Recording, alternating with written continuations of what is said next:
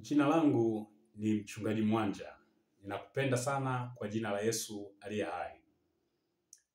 Leo ni siku muhimu ambayo Mungu ametupa neema ili niweze kuongea na wewe mambo muhimu na mazuri yatakayoweza kufaa katika maisha yako.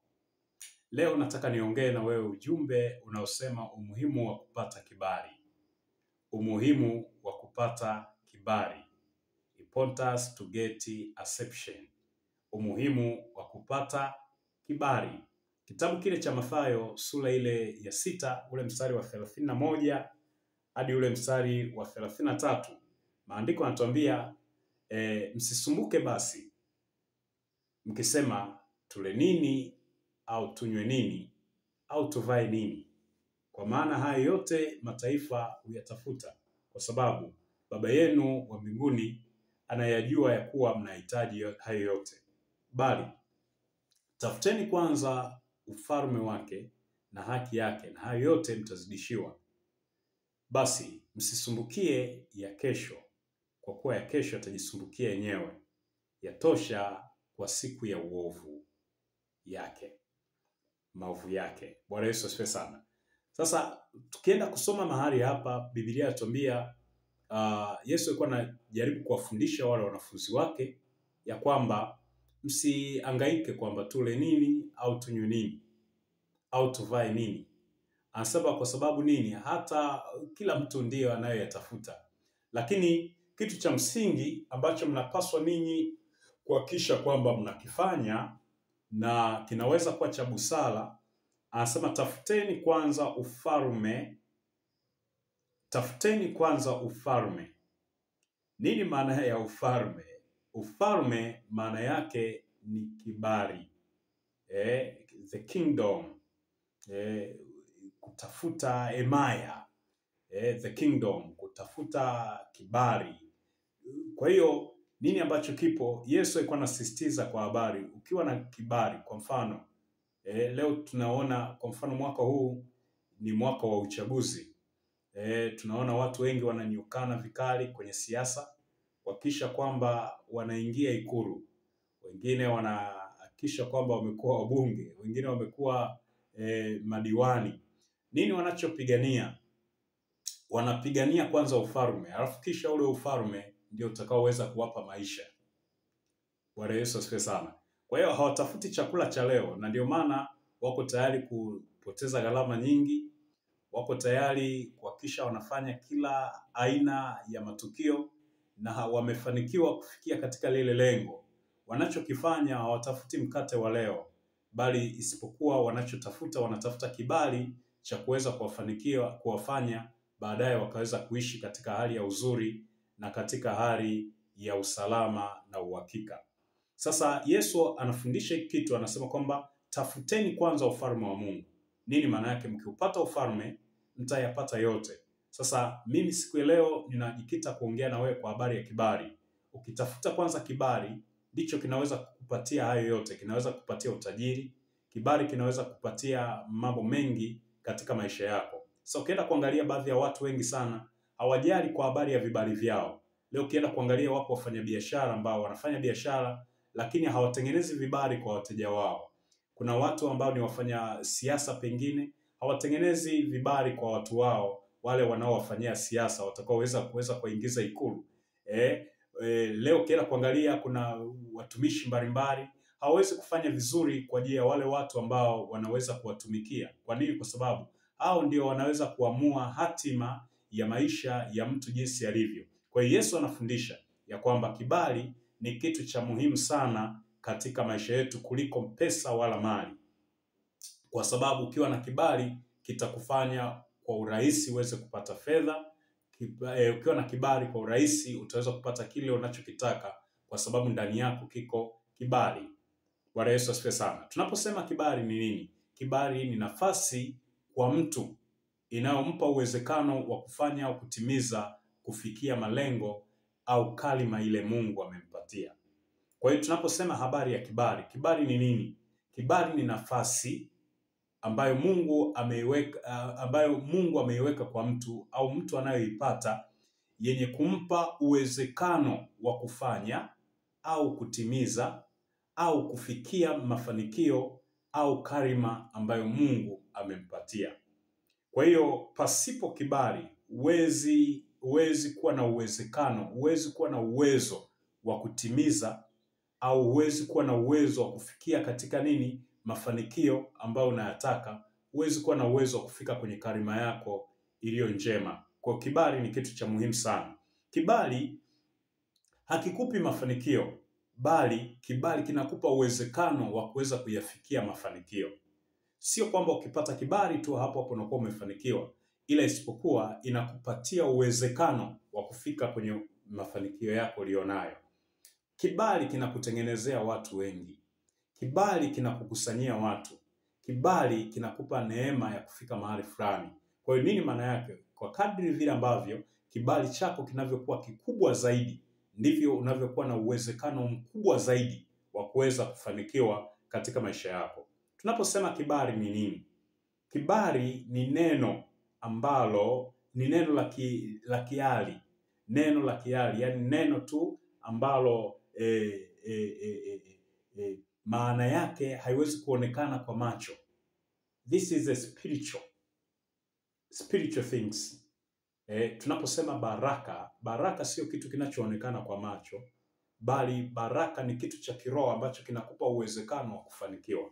Kwa hiyo vivyo hivyo tunaposema kibali ni kitu ambacho hakionekani, ila isipokuwa kinaweza kupatia uwezo wa kuweza kufanikiwa. Unashangaa unakutana na watu au watu wanakukimbilia, watu wanakuwa karibu na wewe. Kwa hiyo ni rahisi wewe sasa kuweza kufanikiwa. Kwa nini? Kwa sababu nao watu wengi waliokuzunguka. Ndugu yangu, niseme tu wazi, hakuna mtu ambaye anaweza kufanikiwa pasipokuwa na watu wengi wanaomzunguka.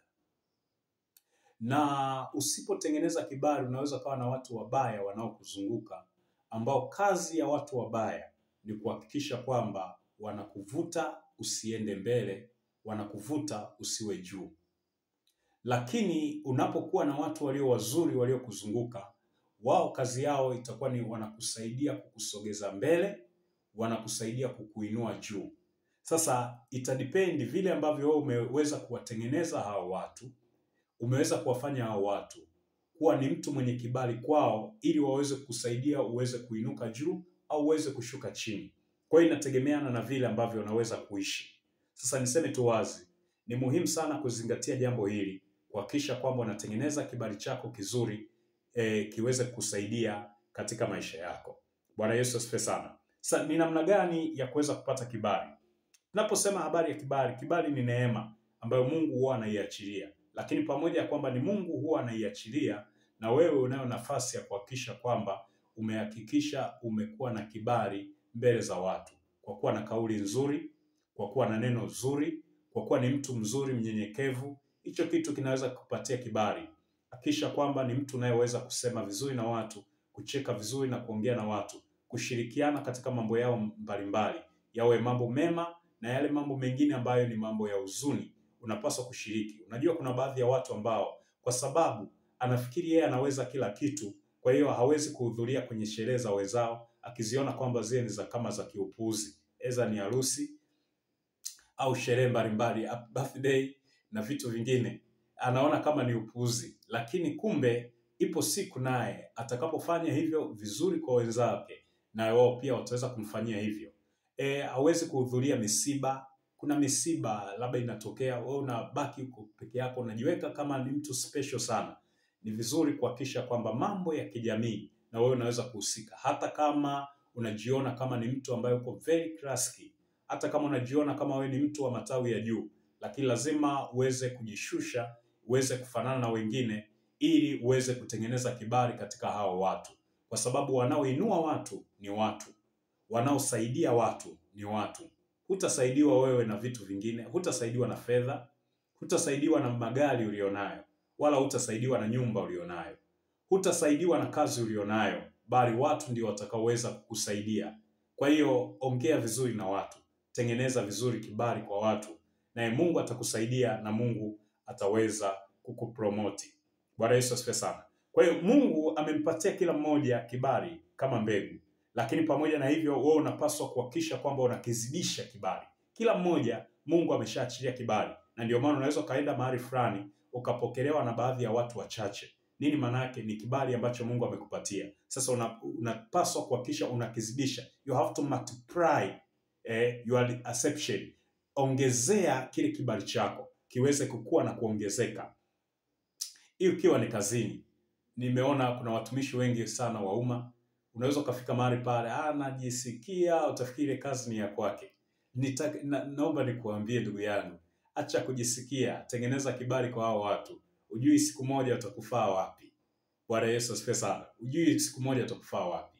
Kwa hiyo ni jambo la msingi sana ili kulizingatia. Kwa nini? Kwa sababu Mungu anapokupatia kibali fulani, maana yake nini? You have to multiply. Kiongeze kile kibali. Biblia inatuambia kuna bwana mmoja aliweza kupewa talanta. Mmoja alipewa dinari, mmoja alipewa dinari 5, mwingine alipewa dinari 2, mwingine alipewa dinari 1. Yule wa dinari 5 akaenda akazidisha dinari zake. Yule dinari 2 akazidisha dinari zake. Lakini wa dinari 1 alienda kuizika ile dinari, akisema kwamba mimi siwezi nikafanya hiki kitu nikazidisha nikaongeza. Sasa nini kilichompata? Akanyang'anywa na kile alichokuwa nacho. Nini maana yake? Mungu anapotupatia kibali, tunapaswa kukizidisha na kukiongeza kibali tulicho nacho. Ni kweli unakubaliwa na jamii ndogo, jamii fulani, hakisha unaongezea kibali chako, kuhakikisha unakuwa na wigo mpana wa kukubalika na watu wengi, na Mungu atakubariki sana. Sasa unajua tunatofautiana. Sisi wote Mungu ametupatia kibali, lakini iko tofauti ambayo inaweza kutofautisha. Jambo la kwanza, tofauti ambayo ipo kwa baina ya mtu mmoja mmoja, jambo la kwanza ni namna vile tunavyoweza kuikuza na kuongeza thamani ya kibali.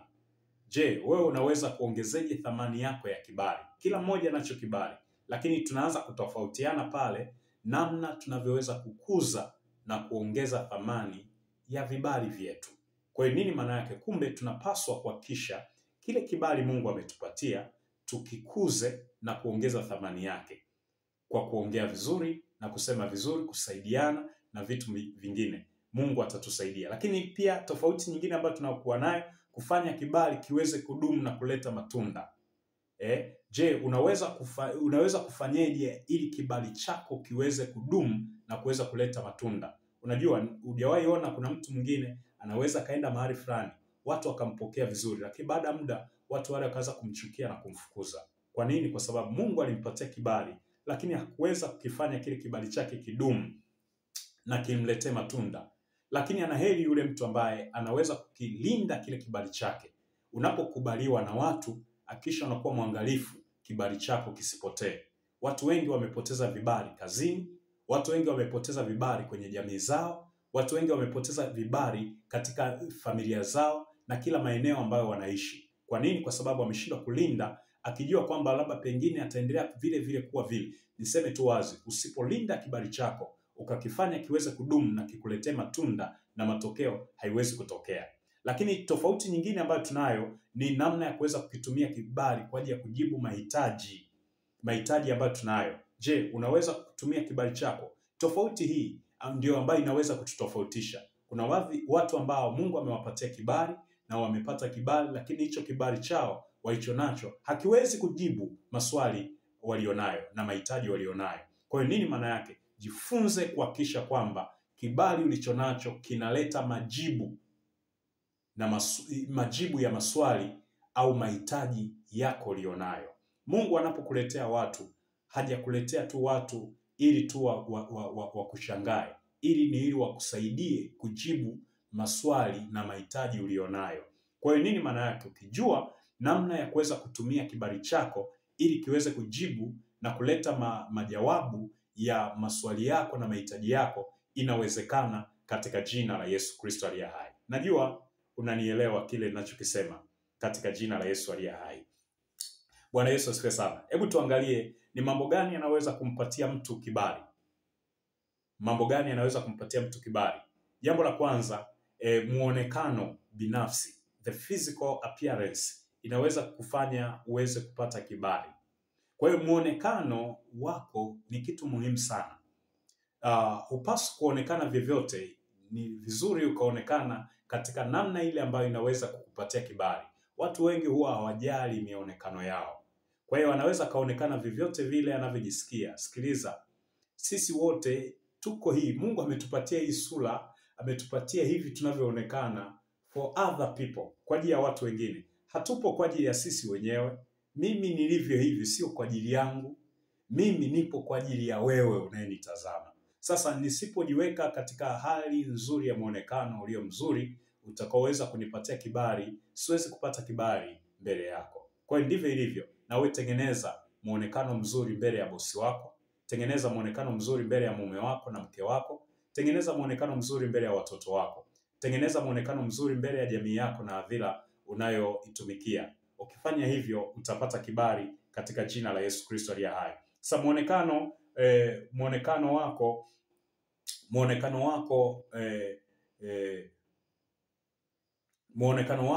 upo katika namna hii. Jambo la kwanza, upo katika hali ya uzuri wa sura. Je, una uzuri wa sura? Bwana Yesu asifiwe sana. Sasa uzuri wa sura unachangizwa na mambo makuu kadhaa. Ngoja niyataje mambo makuu matatu. Jambo la kwanza ni matunzo. The body care.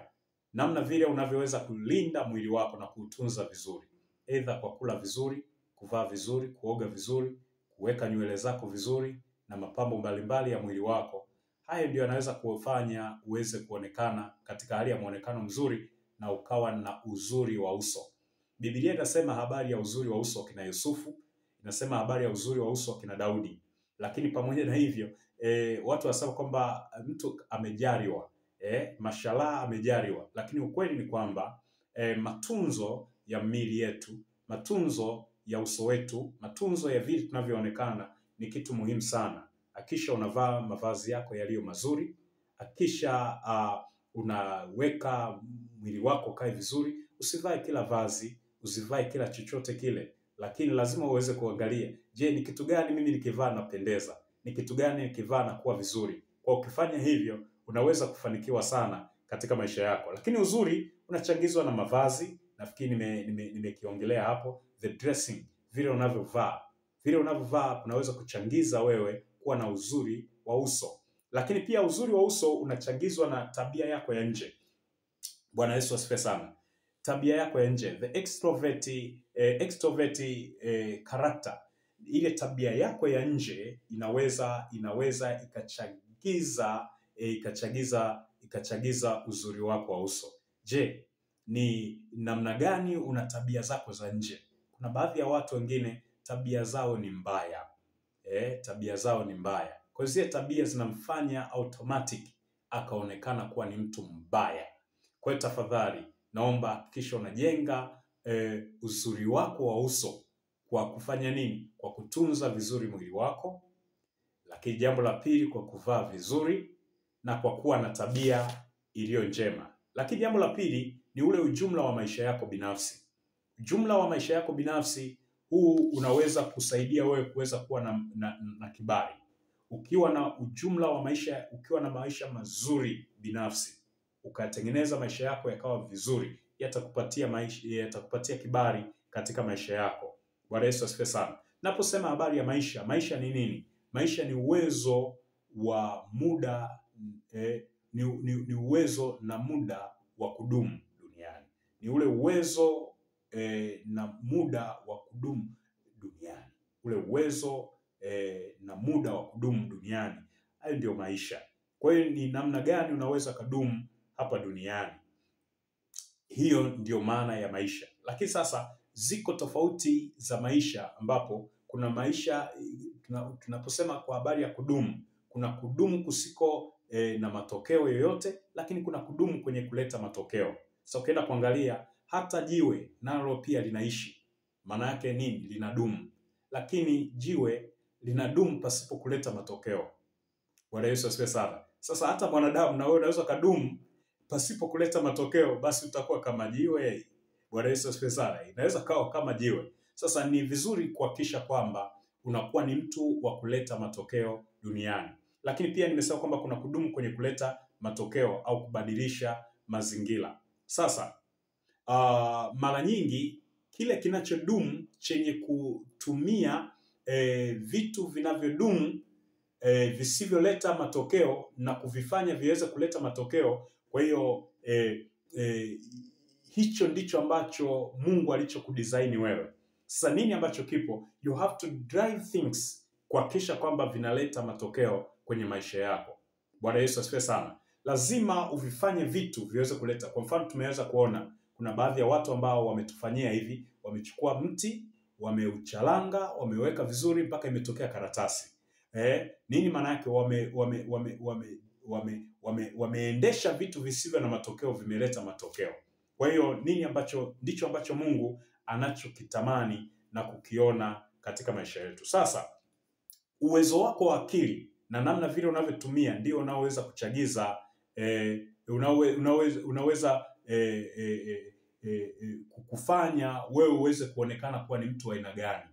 Ni mtu wa aina gani? Je, ni mtu unayedumu pasipo matokeo au ni mtu unayedumu na kuleta matokeo katika maisha yako ulionayo? Bwana Yesu asifiwe sana. Hebu tuangalie mambo makuu matano ambayo ni muhimu unayopaswa kuyazingatia ili kuhakikisha kwamba unaleta matokeo katika maisha yako hayo ulionayo. Bwana Yesu asifiwe sana. Jambo la kwanza ni ustadi. Unapaswa kuhakikisha kuwa ni mtu uliye stadi, mtu anayefanya mambo kwa ubora. Unatakiwa kufanya vitu vyako na mambo yako kwa ubora. Usifanye vitu kwa kulipua au usifanye vitu bora liende. Hakikisha kwamba unafanya kwa ubora na Mungu wa mbinguni atakusaidia na Mungu wa mbinguni atakuinua. Lakini jambo la pili ni vitu ni ushujaa na uhodari. Ushujaa na uhodari. Unapaswa kuhakikisha kuwa unakuwa shujaa na unakuwa na uhodari. Mtu aliyejasiri. Tunaposema mtu aliyejasiri, haina maana kwamba yeye haogopi ya kwamba anaweza kukutana na magumu au haogopi kwamba kuna vitu vinaweza kugharimu maisha yake, ila isipokuwa pamoja na kwamba anaogopa, lakini bado anaenda kufanya kwa sababu anajua kwamba hilo ndio kusudi na ndio wito wake ambao Mungu amemuitia kuhakikisha kwamba anafanya hivyo anavyoweza kufanya. Lakini jambo la pili ni hekima na busara. Unapaswa kuhakikisha kwamba unakuwa na hekima na busara katika maisha yako. Na kitu cha tatu ni kuwa mtu mzuri. Kuwa mtu mzuri, kuhakikisha kwamba unakuwa ni mtu mzuri kwenye maisha yako. Hakikisha unakuwa ni mtu mzuri. Lakini jambo la mwisho, hakikisha unakuwa pamoja na Bwana. Uwe na Bwana. Yaani hakikisha unakuwa ni mcha Mungu, unamwamini Mungu na kumtegemea Mungu katika maisha yako. Hicho kitu kinaweza kuletea maisha yako kuwa bora na maisha yako kuwa mazuri katika maisha yako ulionayo. Kwa haraka naomba niongee nguvu ya kibali. Kibali kinaweza kusaidia kufanya nini? Au kibali kina nguvu gani? Kitu cha kwanza, kibali kina nguvu ya kuvuta makundi ya watu kujali. Bwana Yesu asifiwe sana. Kibali, unapokuwa na kibali kina nguvu ya kuvuta makundi ya watu ili waje kukujali. Lakini jambo la pili, naenda kwa haraka tafadhali. Jambo la pili, kibali kina nguvu ya kuachilia amani. Kwa hiyo ukiwa na kibali unakuwa na amani. Kwa nini? Kwa sababu na kibali unazungukwa na watu walio wema na watu wazuri. Kwa hiyo obvious utakuwa na amani katika maisha yako. Na jambo la tatu, kibali kina nguvu ya kuleta mafanikio kwenye maisha yako. Ukiwa na kibali utaweza kupata mafanikio katika maisha yako. Lakini jambo la nne, kibali kinawafanya watu waje wakutumikie. Kwa hiyo ukiwa na kibali kitawalazimisha watu wakutumikie. Kwa hiyo kibali kina kawaida au kina namna ya kuwafanya watu waweze kukutumikia. Unaweza ukataka sana watu wakutumikie, lakini kama huna kibali watu hawawezi kukutumikia. Lakini ukiwa na kibali kitawafanya watu waweze kukutumikia. Ndugu yangu, nakushukuru sana. Asante, naitwa Mchungaji Mwanja. Nashukuru sana kwa kunisikiliza hiki nilichoongea na wewe siku ya leo, na Mungu wa mbinguni akubariki sana. Basi kwa ushuhuda au ukitaka kutuma sadaka yako unaweza kutuma kwa namba hii 0762 68 0797. Tarudia, ukitaka kutuma sadaka yako au kwa ushuhuda kile Mungu amekufanyia, tuma kwa namba hii 0762 68 0797, au unaweza katuma kwa mtandao wa Yasi 0677 77 0156. Tarudia 0677 770156. Mungu akubariki sana, nikutakia siku njema na baraka na amani ya Kristo izidi kuwa pamoja nawe. Nami nikuombee kwa dakika chache. Baba Mungu wangu liye hai, haya maneno niliyosema na mtu wako, naomba kayape kibali na ukamsaidie, ukamuinue katika utukufu wa jina la Yesu Kristo. Naomba nikishukuru. Amen.